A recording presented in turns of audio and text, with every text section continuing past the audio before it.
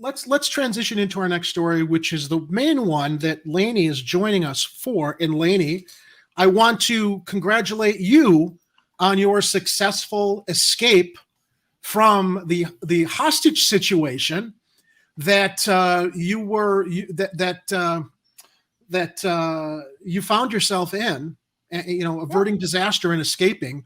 Why don't you share with us your experience? Because as you shared with us off the air before this broadcast, which is what inspired me to invite you on to talk about this, you're not the only one that apparently. No, not at all. Who are they? The 221 East Chestnut South Park has taken hostage for a $50 ransom. Why don't you hold on, Jerry and Lainie, because this is one of those special events where we have breaking news twice in one show.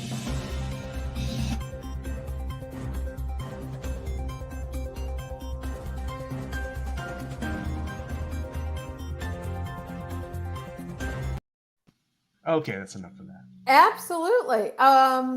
This is one of the kookiest things that has happened to me in a long time, and that is actually saying something. So I was downtown at a gala event with a friend, and we went back to, a friend offered me a ride home, and so we walked back to where he had parked his car. He had reserved the spot through a service called Spot Hero, and that is a third-party parking service that will direct you to a place you can park. You prepay through their service, you set everything up, and you're good to go. Well, this particular spot that we'd found, very convenient to where we were downtown, and it was very cheap. It was significantly less than the other parking spots in the area.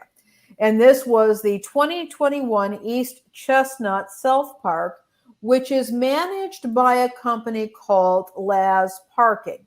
Now, it's important to note that there were multiple, this spot is managed by Laz Parking, which seems to have locations around the country.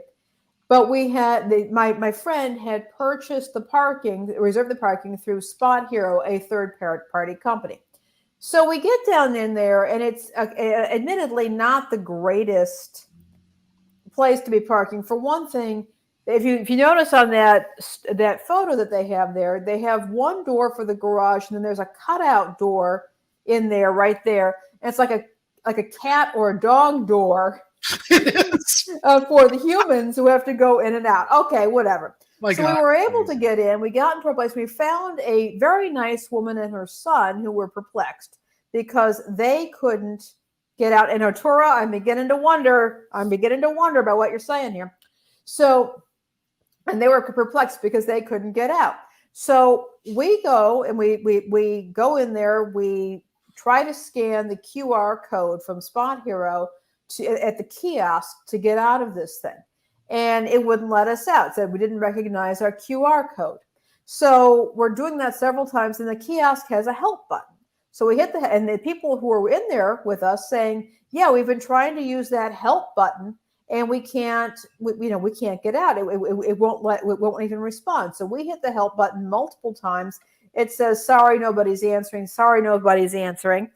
I'm walking around trying to find other ways of getting connected.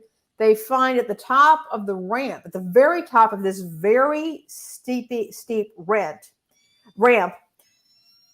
we find a number for some kind of an 800 number. We're trying to call them. And eventually we were all calling Spot Hero. Spot Hero said, okay, we'll give you new QR codes to try and get out. They wouldn't let us get out. And so they said, okay, we're going to call the management company right now. In Maryland, we're all trapped in there. We cannot get out of this. We could walk out. Hanky. What does that mean, Vince? Hanky. Oh, strange. Weird. Why don't you say strange or weird? I mean, hanky, that has no meaning. We say hanky. I don't want you guys using words around me that got no meaning. A spot. And so Spot Hero put us through to Laz Parking. And Laz Parking just was completely clueless. And they were saying, well, you have to call us through the kiosk. Where are you calling us from? We're calling from the cell phone. We'll call through the kiosk. We can't call through the kiosk. It's not responding. Nobody can get through. will back up away from the door and then try calling us and keep on trying. No, we can't get through. No, we cannot get through. And the kiosk is not working. There's no way to get through.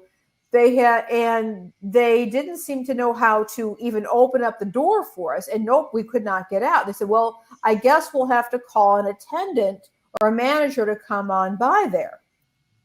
They had no way of getting people in this space out. All right. So eventually some people who came in who had not reserved through Spot Hero. And we figured, well, we'll give them a chance. And we've been down there for the better part of 30 minutes. God only knows how this poor woman and her child was down there. They were fantastic human beings. Somebody gets in there, and some of the people who came in did not speak English. It was a real situation. And finally, one woman said, okay, she went in there, she scanned her stuff, and the door opened. We formed a convoy. And C.W. McCall's song is going through my head at this point. And we formed a mighty convoy rocking through the night, got in through that door, and we got out of there. So I was pretty ticked because this is not an efficient way to run any kind of a situation. And honestly, it's dangerous. Think about it. First of all, human beings and most animals, we're not evolved. We're not evolved to deal with being trapped. We don't respond well to it.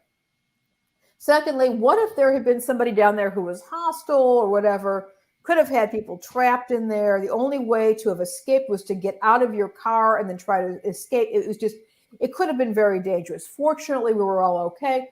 I get home, so I look up on Google and Yelp, and you've shown us the Yelp review, but there's also stuff on Google about this. This is a known problem with this garage. All right. This problem has been going on. The kiosk does not send people to any kind of customer service. There's no communication there. There's no way of connecting with anybody, and people are trapped down there. Now, there is one way of getting out of there, and that is you pay a lost ticket fee of $50. There's the $50. That's what I was waiting to hear, is because as I mentioned earlier, I remember in the Slack you shared with us that, as a matter of fact, the comment was, the kicker is if you want to get out, you'd have to go for the lost ticket option, which is $50. So it is like being held hostage for ransom. Yeah, exactly. That's what I say. What I'm saying is, and I mean, I agree with you. And yet the city seems to be totally cool with this. And again, if you look at the Google reviews, if you look at the Yelp reviews, and the thing of it is that you'll actually see responses from the management at Laz Parking saying, oh, we want to work with you. We're very concerned. We're running a first-class operation. And we want to make sure. Any case, yes. But there you go. That's what's going on here. And you can get out for paying $50, and you'll see in some of the responses on the reviews online that people have actually done that and then been told, sorry, we're not going to refund your money. It's the worst of both worlds. Yeah. Because we have LAZ Parking, which is the company that got that 75-year parking meter deal. And then you got Spot Hero on top of that, who apparently doesn't know how to interact with LAZ Parking to make their system work, or they don't care enough to try and make it work because Spot Hero should be doing this. Spot Hero knows this is a problem. They also know about it. And I don't drive, but I have friends who have used Spot Hero. I've been with them. We've had no problem in the past. But Spot Hero should not be working. And Dana, that's what I'm saying. Like I said, Hotel California. I felt like I was trapped in the Hotel California. You can check it anytime you like, but you can never leave. Yeah, never leave. And this is downtown on Chestnut. Yeah. In one of the most exclusive areas. And when you consider that you've got tourists coming in, and maybe one reason why people would go for a shoot. Who don't have the Chicago resilience to get out of there like you did. Well, we were able to get out of there. It's pretty obvious. They're confused. They're scared. And there are going to be people who don't have the $50. And the other thing that I said to my friend is, we all had phones with plenty of juice. But what if you were down there without a phone? What if your phone wasn't working? Stuck there till the next morning. Yeah. Yeah, I think Arturo's hitting the nail on the head here. Yeah. This is a scam. It's This is clearly their business something's model. going on. Or an accidental business model. Maybe they decided that this was going to be one of the fees that they're going to have to reset, and then they all of a sudden noticed that they had a really good quarter when they had a bunch of people having this problem, and they're like, well, I guess it's not a problem. Yeah, it works out perfectly for them. Look, I have no issue with people trying to make money off of parking. I really don't. But what I do have a problem with is not having a mechanism for getting a video camera in there and opening up the door. The people who were calling the phone didn't even realize we weren't calling them from their kiosk. And this is not a matter, in my opinion, necessarily of incompetence. This is customer service disempowerment. They know it's a customer problem. service people could not help us because the management company is banking on desperate people paying that $50. I think you hit the nail right on the head, Lainie. That's exactly what it's about. For them to know about it's like things just don't get done. Oh, I think I'm lagging again. Am I buffering? Your audio's good. Your audio's good. Your video is catching up when it feels. The audio's fine. Yeah, I've got too many video windows open on this end. But to your point, Lainie, we report on this stuff. Consumers report on this stuff. It's not a priority for anybody to fix because they're banking on the fact that they're hoping people will just pay up the $50 to get out of there. Although the safety hazards that are involved with being trapped down there if people don't have a phone is just so laden with liability. But if they have lawsuits regarding something like that happening, I guess it'll just be paid out and the taxpayers will pay for it. And the thing that's really distressing is that this company, which is clearly a very bad company, was certified just in August as an accredited parking organization through the International Parking and Mobility Institute, which is an industry organization that provides professional certification. I have attempted to let them know, this organization, that LAS Parking is clearly a very corrupt and inept organization. That's why that's why they got the contract. Yeah, well, they just got the certification in August. Okay, but they shouldn't have this contract. They shouldn't be operating, and the city should not permit this to happen.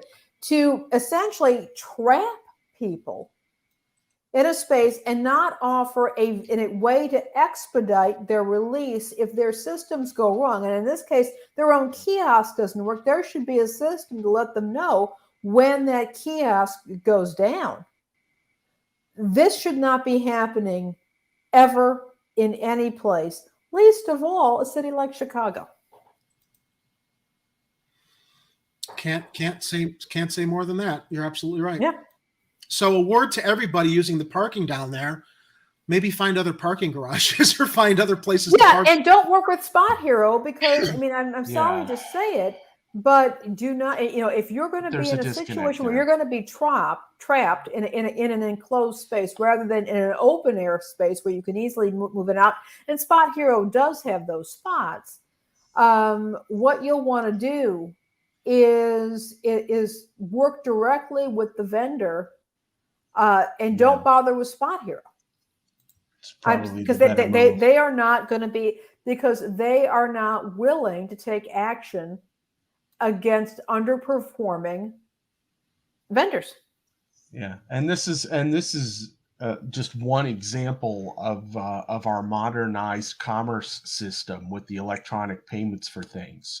I just recently had an issue trying to pay my condo monthly assessment because my bank, for some reason, was having some electronic problems making payments to a payment receiver of my condo board association. And I'm like, what's going on here? All you guys needed is an account number and a routing number. Why are you having so many problems?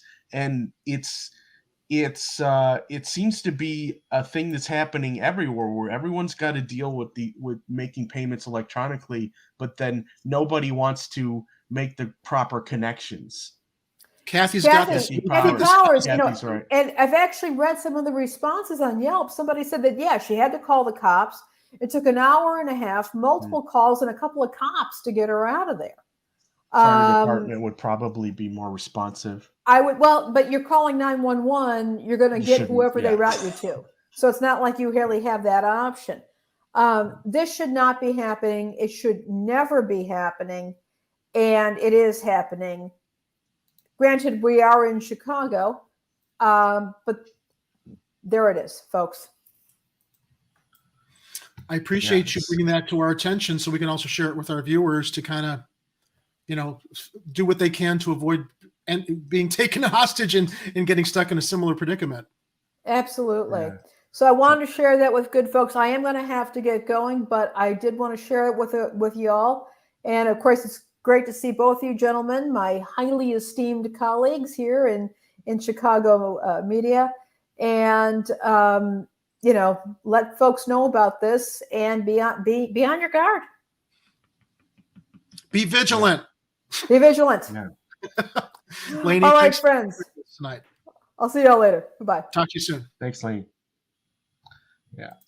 Sorry, we cannot let you leave our electronic garage unless you give us $1 million.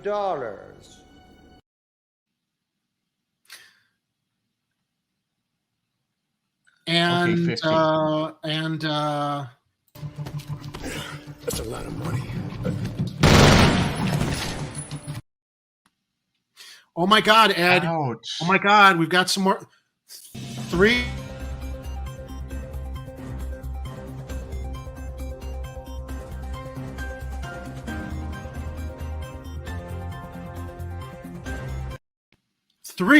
Count them 3 breaking news story.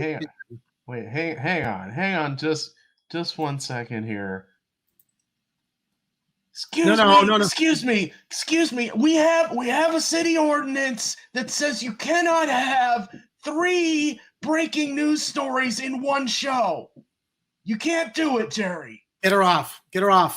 We do have 3 breaking news stories coming in from the Chicago Contrarian. Frankenstein escaped the lab. News alert, Frankenstein escaped the lab. She's all right. That girl's all right with me. Are we getting audio? Yeah, the video's choppy. This is the extended version. She's all right.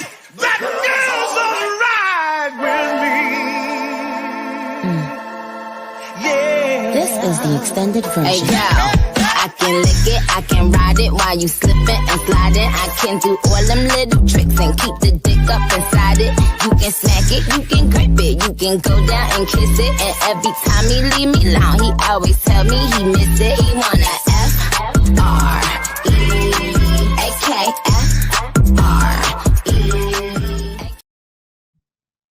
Yeah, we're totally gonna get DMCA'd for that. Yeah, we are, but I'll appeal it and we'll win. Second breaking news story. How did this Chicago divvy bike end up in Mexico? Now, hold on. You can't count today, Jerry. That's 4. This is 4. Okay, this is our fourth breaking news story. All right. Chicagoan Ruperto Vergara spotted this characteristic bright blue bike parked outside a Mexican grocery store. A lost or stolen bike can cost a user $1,200. Yes, if you're watching us from Mexico and you happen to know the guy who's rolling around that town with the divvy bike, we'd like to see if you could ask him to give us a ring. We'd love to have him on the show and ask him how he got that thing up there. Everybody's claiming that people are pouring into our country. Apparently people are pouring out and they're using our divvy bikes to get out of here. So it's a pretty solid bike. It is. Ruperto Vergara was on vacation visiting family in Santa Ana Maya, Mexico, and he recognized a bike that may have taken the long way there. It was a divvy bike from Chicago, parked near a grocery store. I just saw those 4 little stars at the bottom, said Vergara, who was born and raised in Chicago. It was our bike. He snapped a photo on his way back to his car to prove it. Somebody there had it for sure. But I wasn't going to stay and investigate, Vergara said. I just took a picture because I thought it was funny. Does it say which city in Mexico? I have to finish reading the article and hopefully we'll find that out. Vergara's post blew up among family and friends on Facebook and then on Twitter, with everyone wondering how its wheels spun across the border. Santa Ana Maya is over 2,000 miles southwest of Chicago, so it is in Santa Ana Maya. There's nothing new you'll see in Mexico, Vergara joked, and I'm used to seeing license plates here from the States, but never a bike before. Whoever got charged for it must be sitting with a big bill. All right, hang on a second. We gotta go Chicago, Illinois, to Santa Ana Maya, and let's take a look at that really quick here. All right, I'm going to continue with the article. While we can't blame this bike for heading south as Chicago's winter sets in, the reality is that sometimes Divvy bikes are stolen, and that impacts our riders in Chicago, Divvy spokesperson Colin Wright said. Divvy is aware of the bike in Mexico, but company leaders do not know how this bike ended up so far from home. A lost or stolen bike can cost a Divvy user $1,200 if it was left unattended, improperly docked, and is still missing for a couple of days, a spokesperson said. You know, Jerry, it's only 2,051 miles, 168 hours to bike, down there. I guess it's doable. Yeah, someone having their own marathon. So, and our sixth breaking news. Are you keeping count? Are we on 5? I think now. This was 4. We're on 5. Okay, so I guess we're going to bring up now our sixth breaking news story, which scared, if I can make a pun here, scared the bejesus out of me. How many times? Wait, hold on. How many times do we have to play the opening breaking news thing, though? No, just once. We don't have to keep playing it. Let me lead us. Let me lead us through. I'm at the helm right now, Mr. Heller. I know. I'm just asking questions. Okay. Man dressed like Jesus attacked a woman on the Brown Line, as reported by CWB Chicago. Is it a Cabello clone? Oh, could it be a Cabello clone? I don't know. Let me continue the article. Let me read. Let me cover it, then we can talk about it. A man who was reportedly dressed like Jesus Christ, and those kid clones do have that look, punched a woman in the mouth while riding a CTA train in Lincoln Park on Thursday morning, according to a Chicago police report. A CPD spokesperson said the victim, 24, was seated on a Brown Line train when the man punched her in the mouth without provocation around 8:30 a.m. She got off at Fullerton to seek assistance, but he apparently continued riding to Diversey. Get your hand off my penis! No. What is the charge? Eating a meal? A succulent Chinese meal? Officers on the scene reported that the woman had the woman was assaulted. That's not funny. I don't understand why someone decided to dress up as the Lord Jesus to assault people. The circumstances are bizarre, so there's humor in that, but the actual assault is not funny. The assault is not funny, but I think you might be onto something, Kit or Ed, with this guy who's dressed as Jesus's look. It's not the first time we've taken note that our very own Kit Cabello is sporting a look similar to the Messiah. All right? And maybe it's another one of those clones that got loose and they mistook him for Jesus. An officer who interviewed the woman radioed that she remembered him being about 5'10" tall, wearing a sleeveless black shirt and a crown on his head like Jesus. Well, okay, we can rule out Kit's clones because I know that they don't sport the crown of thorns. Police reviewed CTA surveillance footage and spotted a suspect who exited the train at Diversey. He was black, in his 40s, had long hair, a crown of thorns on his head, and wore black sandals and with white soles, an officer said. The suspect also appeared to be wearing a skirt or dress while carrying a metal bar or pole. The same man returned to the Diversey station around 10 a.m. and boarded an inbound train, according to the surveillance officer, but the man has not been arrested. Area 3 detectives are. Well, we lost. So we got to worry about the last part again. We had a little glitch there. Okay, so the last part was The same man returned to the Diversey station around 10 a.m. and boarded an inbound train, according to the surveillance officer, but the man is not being arrested. Area 3 detectives are handling the investigation. So he's on the loose? He's on the loose along with Cabello's clones. I mean, we really are, I think, between Biden looking like he's going to trigger World War III, Cabello's clones on the loose, and some guy dressed up as Jesus assaulting people. Ed, I think we're very, very close to Judgment Day and the apocalypse. Yeah. Turkey Day in the chat says Jesus attacks could work as full-time. Is that what feature?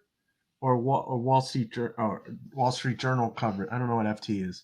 Of the attack of Ukraine, Russia by I don't know. Work as full-time.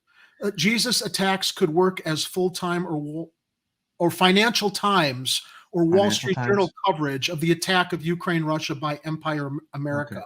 I think Jesus attacks is a great title.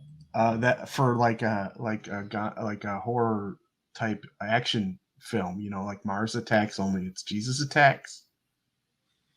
Yeah.